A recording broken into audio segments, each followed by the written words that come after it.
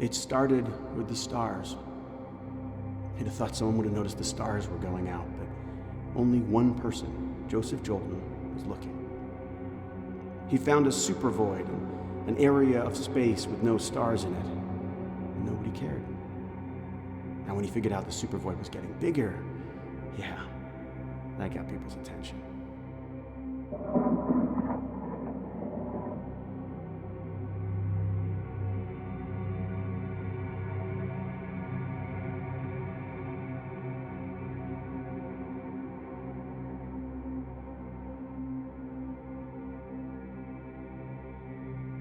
Fear is the great motivator.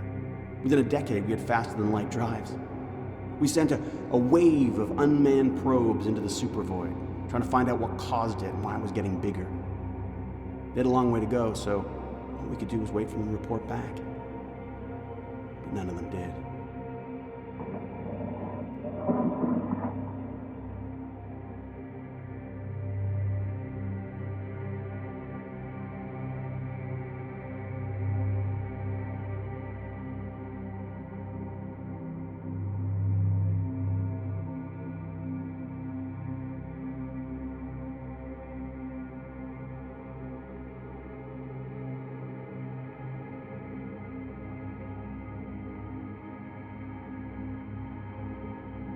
We couldn't stand to wait any longer. Advances in cryogenics meant we now could take the best and brightest people and hurl them towards the supervoid. So we did. What could go wrong?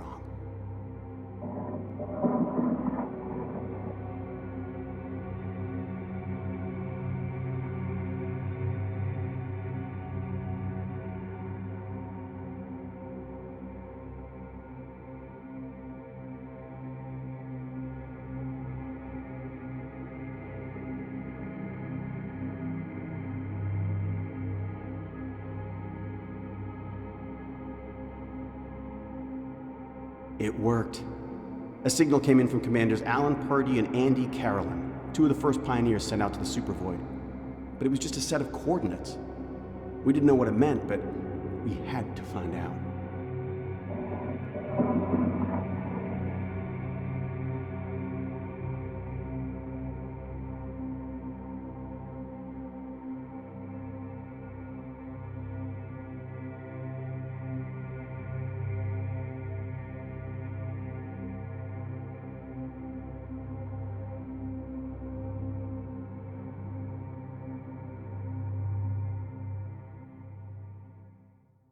Getting prepped for the journey was tough. The journey? That was even worse. After what seemed like ages, our ship finally reached the coordinates sent by the two pioneers, but there was nothing there. We didn't have a plan for nothing, so we just waited. We didn't have to wait long.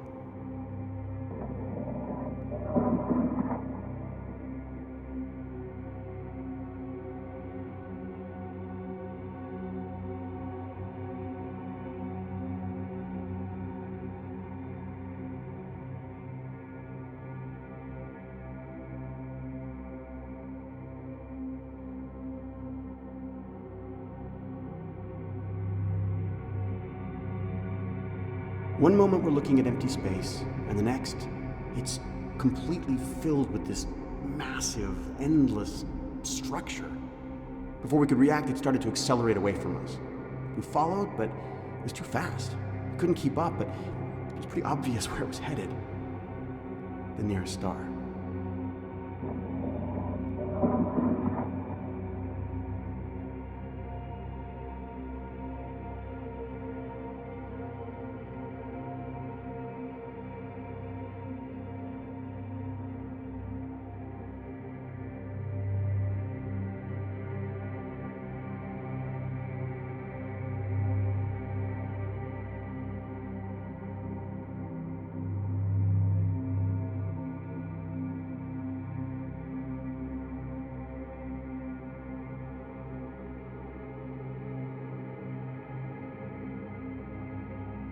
We caught up with the alien structure. It was orbiting the star, literally sucking the energy out of it, just reducing it to dust. This is how the world ends. We'd found our star killer, and there was nothing we could do to stop it.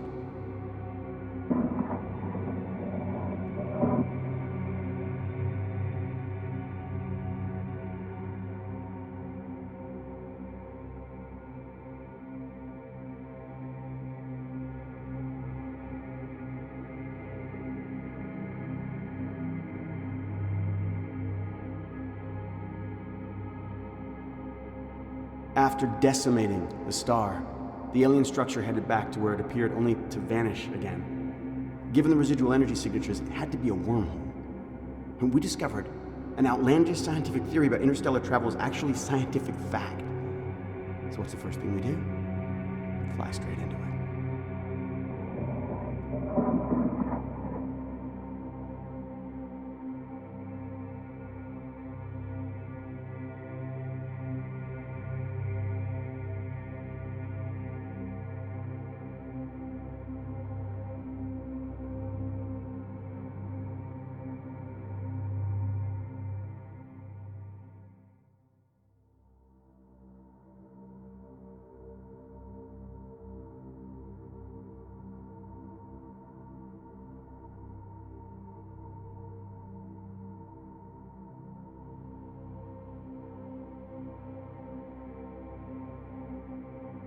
We survived the jump through the wormhole and arrived at a huge cloud of pure plasma. It made the swarm of star killers orbiting it look like tiny insects, pumping their stolen energy into its rippling mass. This is what happened to all the stars. That scared the hell out of me. But why dump the energy here?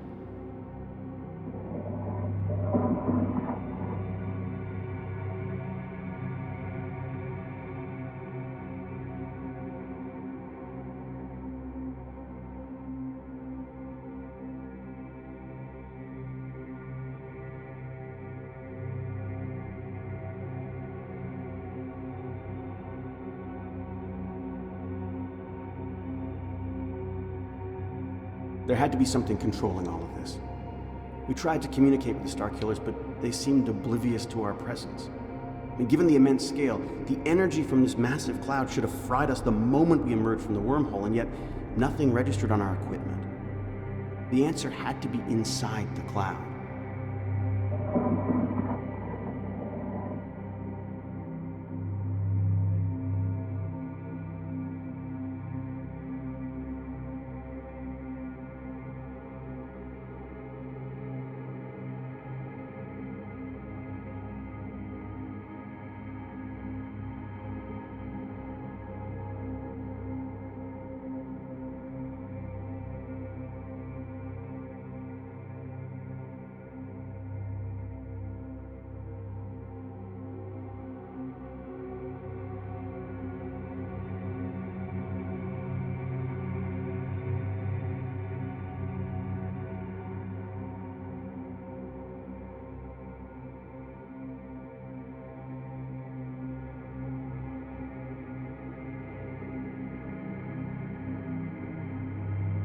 Unless you're actually there, when someone you love dies, it doesn't register.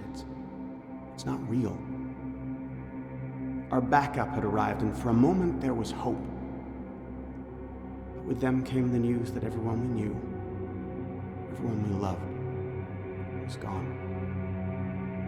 A star killer had taken our son.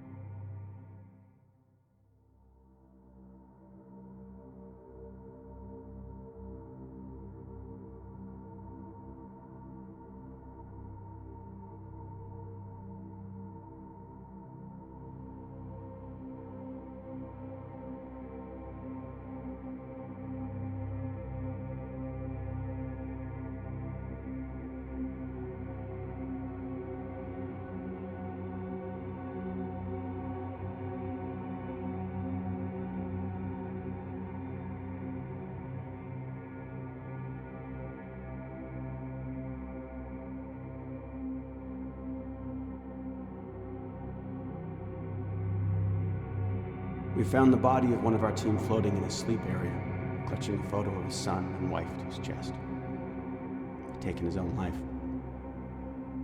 All our families and friends were gone.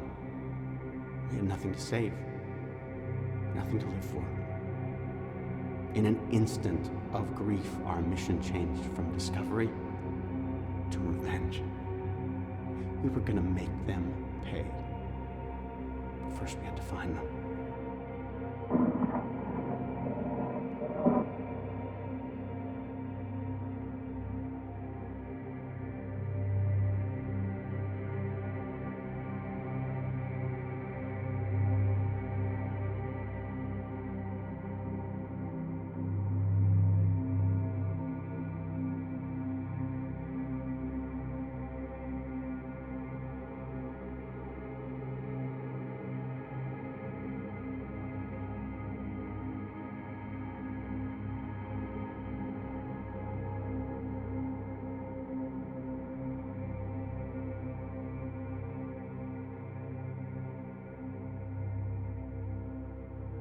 Using our two ships like radar, we bounced signals through the plasma. And for what seemed like ages, we finally found something. It was a distinct shadow within the cloud. We sent in a probe, but it exploded the moment it touched the plasma. How the hell were we gonna get in there?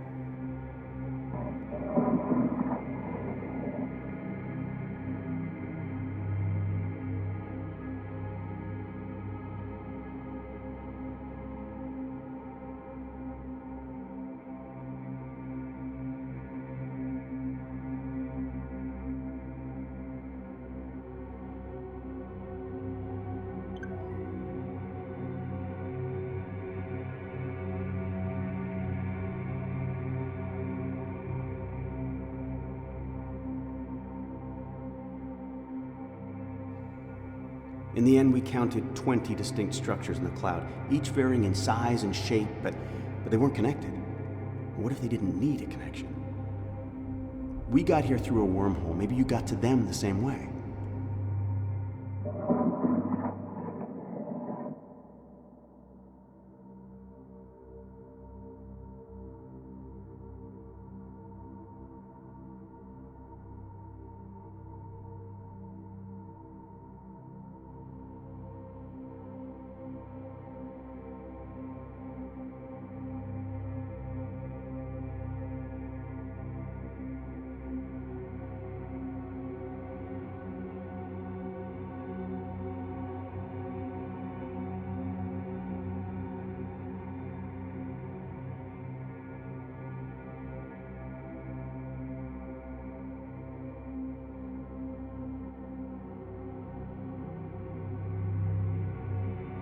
Whoever or whatever created this thing needed to get in and out. The portal had to be a safe distance away from the cloud. It had to survive the cloud increasing in size as it absorbed the energy stolen from countless stars, including our own. Didn't take long to find it. The reason we missed it before, because we were expecting something a lot larger.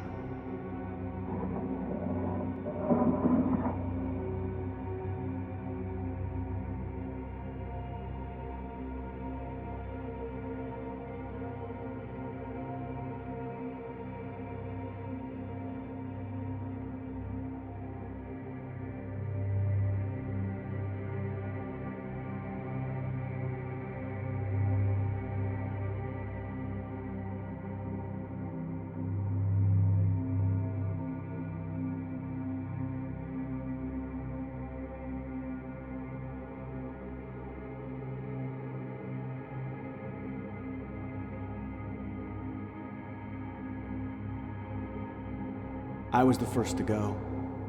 It's not like I had anything to lose. I had to go and hunt down whatever was responsible for my wife and son's death and make them pay. It wasn't large enough to send the ship, so we got into EVA suits, stepped through.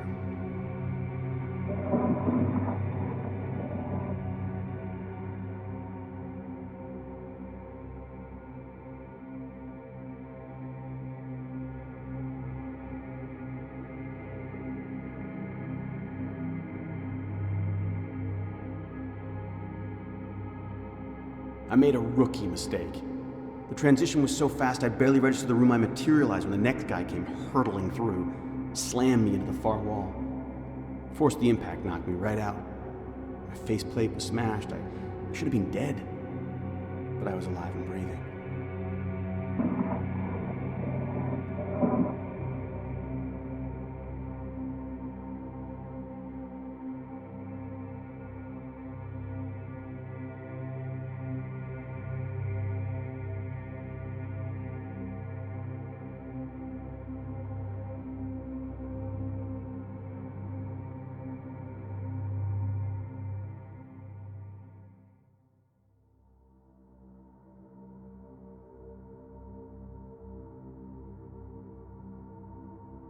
None of this made sense. We explored every inch of the place but found nothing. We were completely alone. We'd come so far, but we were no closer to finding what the hell it was all about. Even revenge, which had driven us this far, was losing its edge.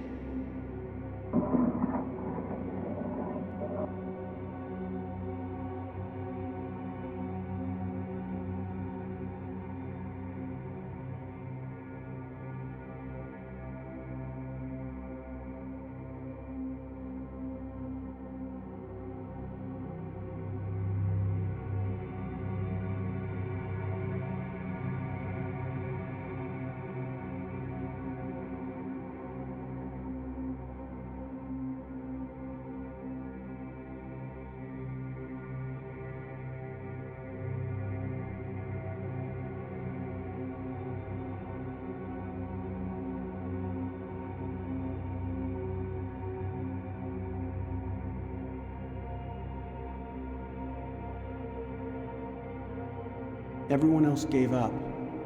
Not me. I was gonna find whoever was responsible. I came across another portal. It wasn't on, and that's why they missed it. It was clearly the same configuration as the one we'd entered with. Activating it was easy.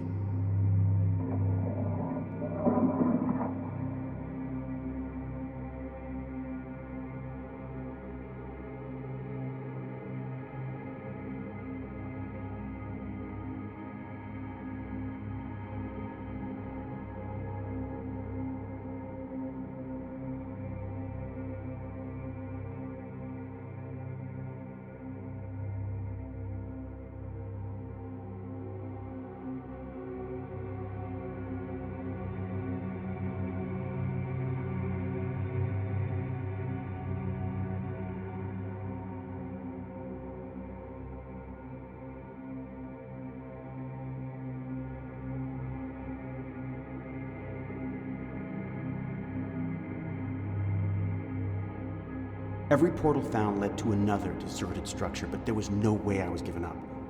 I had to keep going. I had to find something. There had to be an answer. If there wasn't, then she died for nothing, and I couldn't accept that. Whatever these structures were, they were old. Very old. Entropy had kicked in some places. They'd collapsed.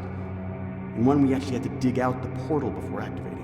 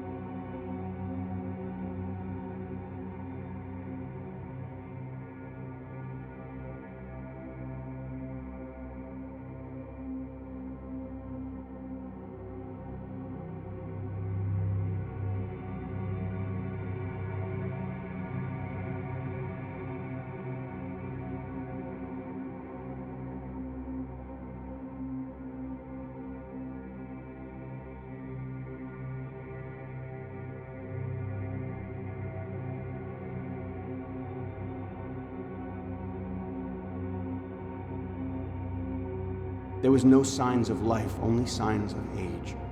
Even my drive for vengeance was being eroded away by the very real possibility that whoever built this thing may have died long ago.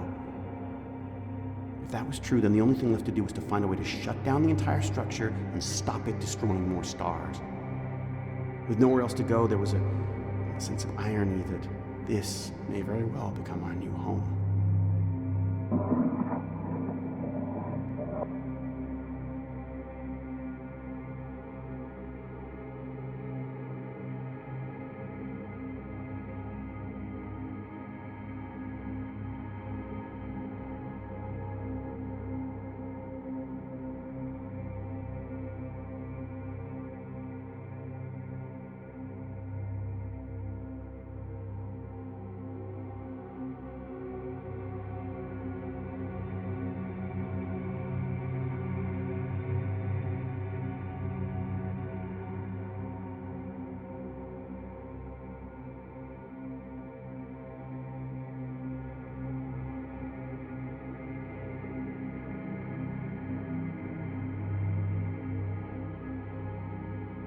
I'd always imagined that the first contact with an alien race would be some grand event. Instead, it just stumbled into our group. I'm not sure who was more shocked. It was like a dream. I saw my hand reaching up, my gun, my finger pulling the trigger. The alien toppled backwards and hit the floor. He's dead. I probably just killed the best chances to get answers, but I didn't care.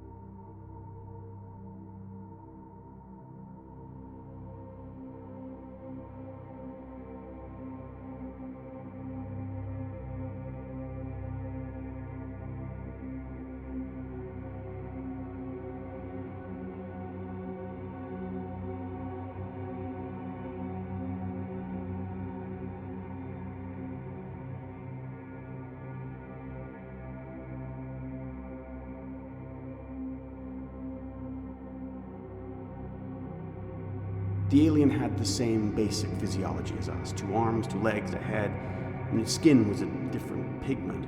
The most striking familiarity was the eyes, and they could have been our eyes. That was scary. I mean, that we were related in some way. And then it started to breathe again.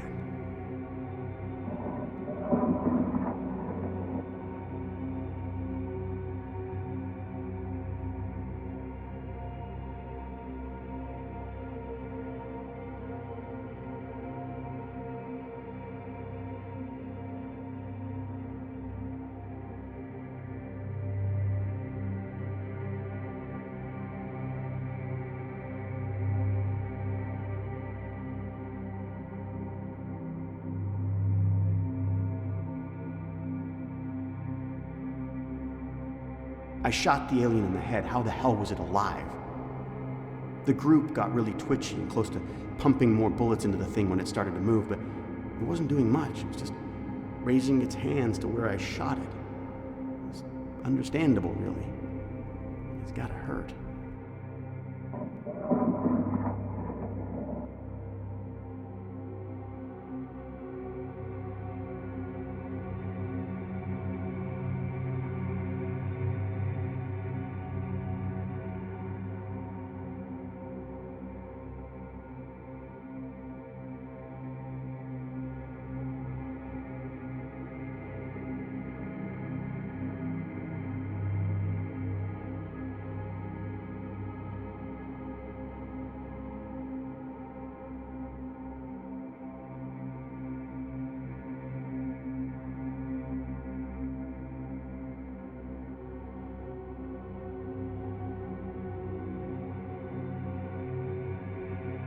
I wasn't sure if it was fear on his face or anger, but like he was getting ready to speak. I didn't want to risk shooting it again, so I put the gun down. The alien concentrated its gaze on me, which was really unnerving. And then it spoke.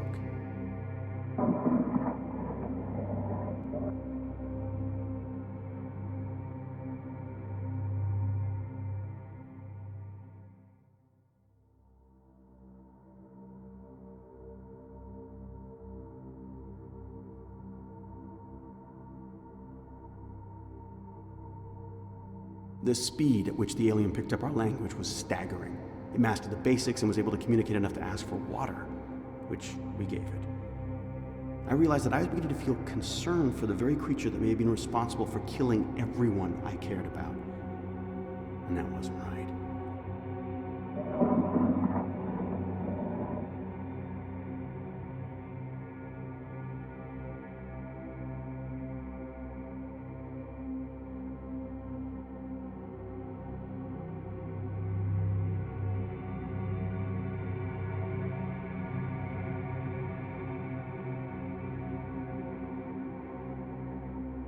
This was clearly a very intelligent being.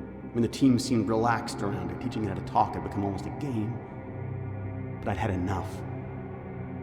This thing had obliterated our world, and it was sitting there laughing with us.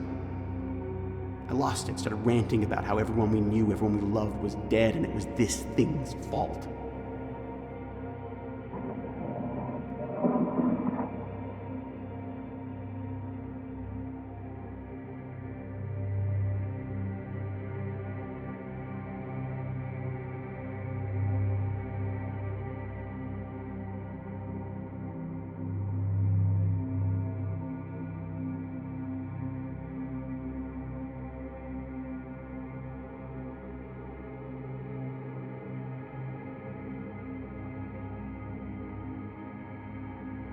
I really hadn't expected to see a look of horror on the alien's face. It really caught me by surprise. It looked at me with such sadness, and it started to speak. My surprise turned to anger again when the alien told us that no life should have been harmed. I mean, the Starkillers were built to recognize it, to back off, to leave it alone. Well, that clearly worked, didn't it?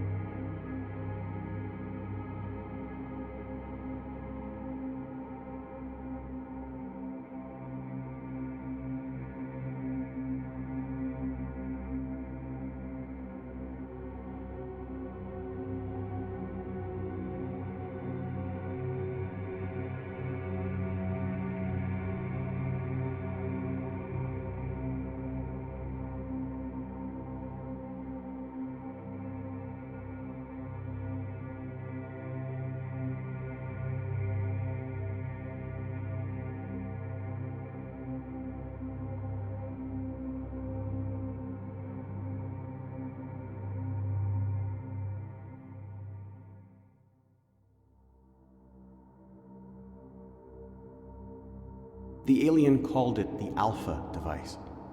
It was designed to contain energy, and then when a critical point was reached, it would release it all into a single point in space where it would rapidly expand.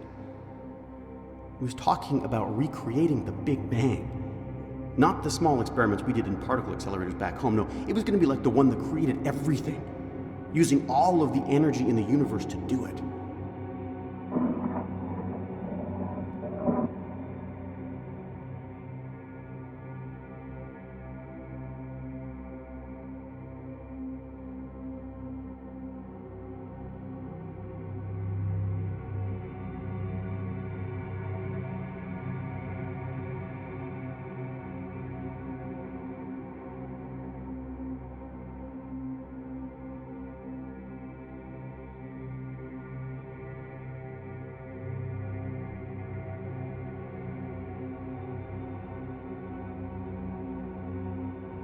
I couldn't get past how ridiculous all of this sounded. Did the alien have so much contempt for life that it wanted to end it all, including its own? It had the gall to turn to me and say that setting off a Big Bang was nothing to do with destruction, just everything to do with creation. And then it sealed its own fate. It said there wasn't meant to be any life left.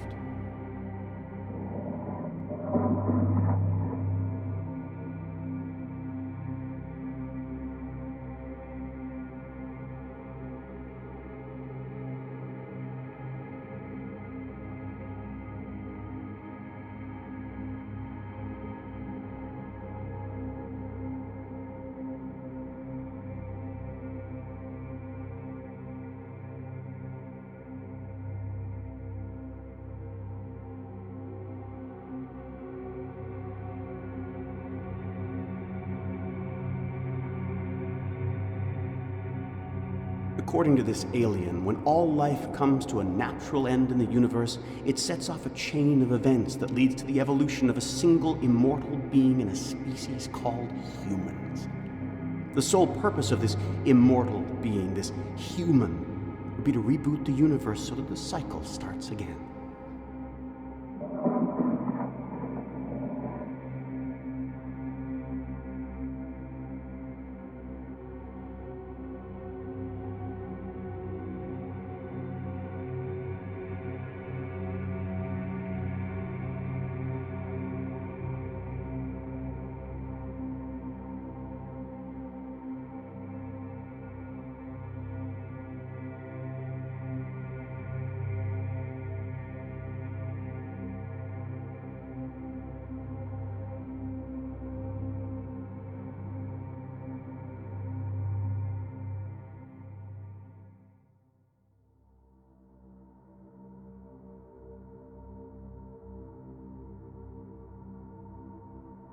The human claimed that this had happened millions of times already, and always with the same immortal who retained some memory of it each time. To top it all off, the alien then claimed it was this immortal being, this human, unable to die until a force with the magnitude of a Big Bang occurred.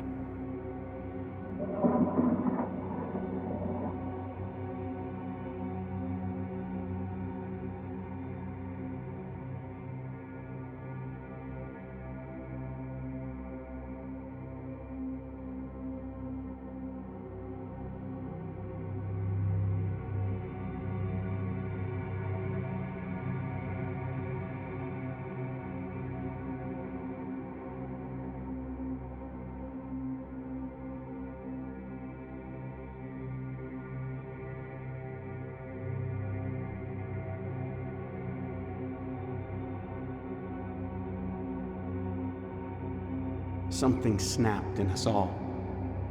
I'm not proud of this, but being told why our wives, husbands, and children had to die in such a cold, calculating way, well, let's just say we tested this human's claim of immortality. If this insane story was true, it meant there would be no stars out there. The only place to survive would be the Alpha device.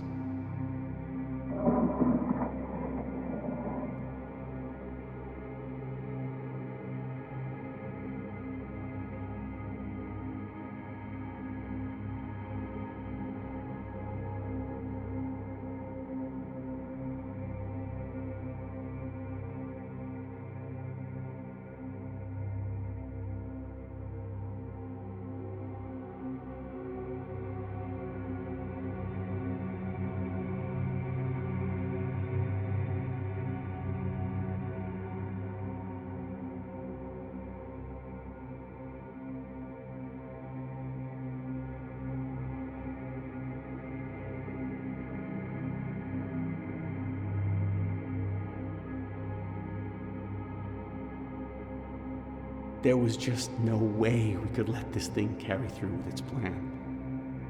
We were also painfully aware that we weren't immortal. So there would come a time when there would be none of us left to stop it activating the final explosion. The Big Bang. So what could we do?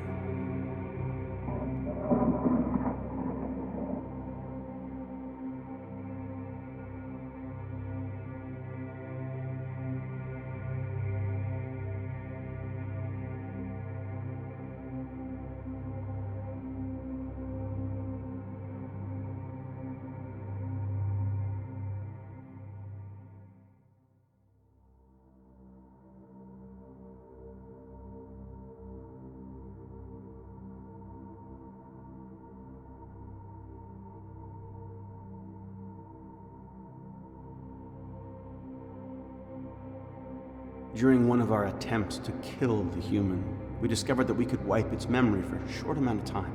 The memory would always come back, but for a few days, it had no idea who it was or where it was.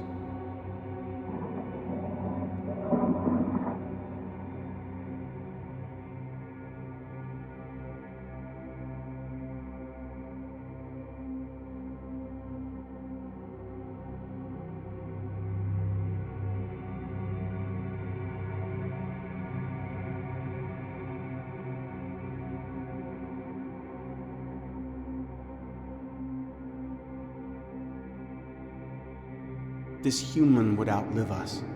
It was immortal, and we weren't.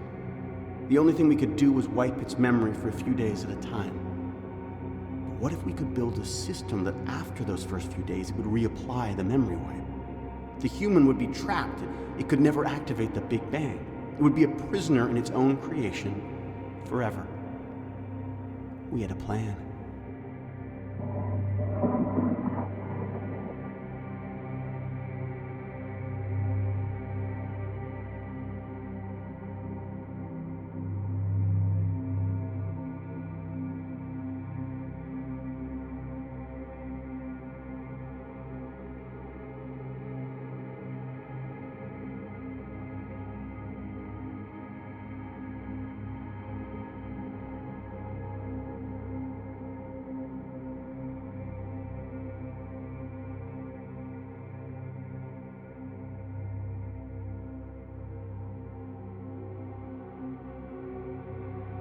Have you figured it out yet? It's you. Your last words to me were that immortality has a price. Well, yeah. In your case, that price is to be imprisoned and to feel our pain and suffering forever. You killed them. So I'm going to remind you every time of what you did to let you know your crimes and your punishment. I'm going to let you get so close to finishing your objective, and then I'm going to take it away from you, just like you took my wife and son away from me.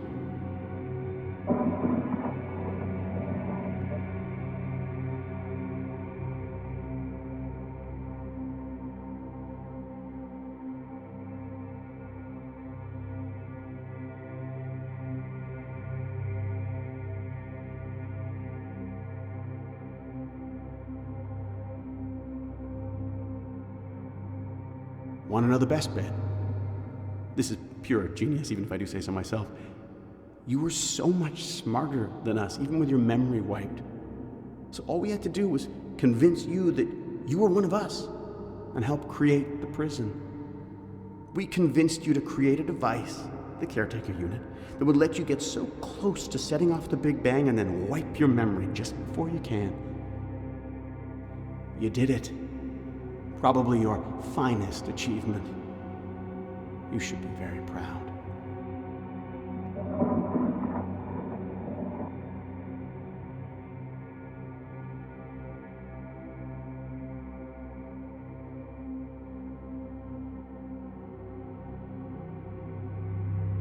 Telling you the story of who we were and where we came from, that was my idea. It's designed to make you feel some empathy. I wanted you to believe that you were one of us, to know what it was like to have everybody taken away from you in such a stupid, pointless way. To make the story a bit more personal to you, and with your help, we looked inside your mind, picked out names of people you knew, people who mattered to you.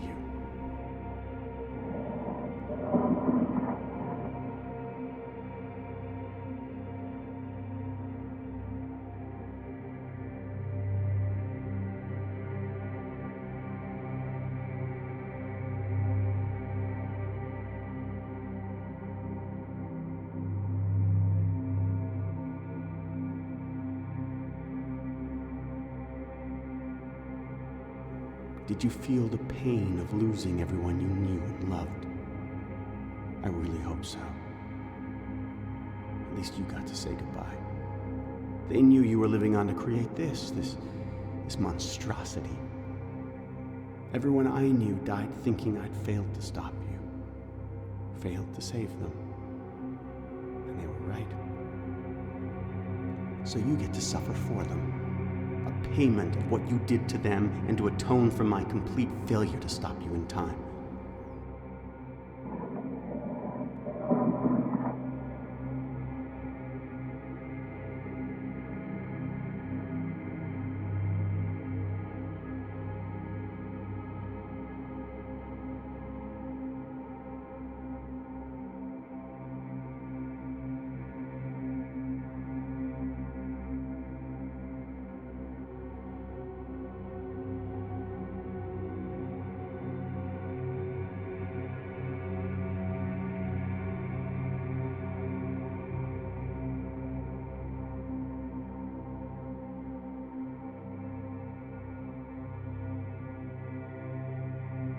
I may be dead, but I died knowing that you're living through this over and over again. You'll get to experience the grief and utter hopelessness that I felt when I finally learned your true nature. I don't care that you didn't even know we existed. It's no excuse, ignorance. Really, it isn't. You should have tried harder to see what else you were destroying. You should have found out how many other countless lives you were obliterating in your arrogance.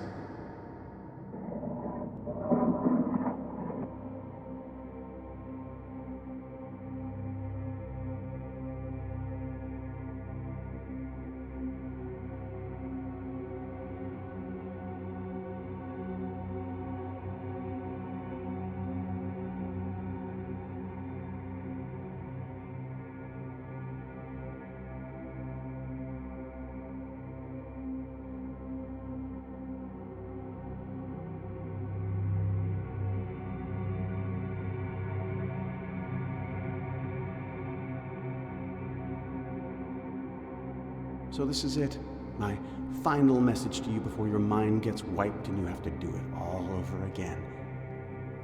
Goodbye. I'd say we wouldn't speak again, but from your point of view, we will. I mean, you're going to experience this over and over again, forever. You know what? To show you I'm not totally cruel, I'll give you a few minutes before your memory gets wiped. Make the most of them. Reflect on what you've done.